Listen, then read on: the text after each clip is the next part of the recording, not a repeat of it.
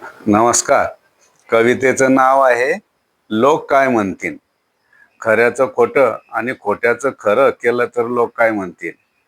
कामाला न जाता घरी बसून खाल्ले तर लोक काय म्हणतील.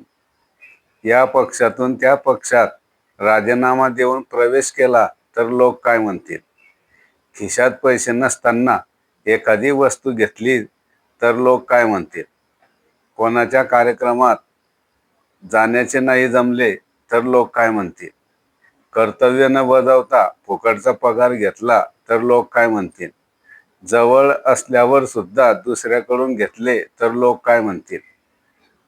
कोणत्याही निवडणुकीत मतदानासाठी पैसे घेतले तर लोक काय म्हणतील. वेळेवर कोणाचे काम नाही झाले तर लोक काय म्हणतील.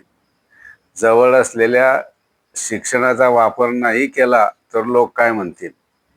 घेतलेली वस्तू घरी आणल्यानंतर परत केली तर लोक काय म्हणतील.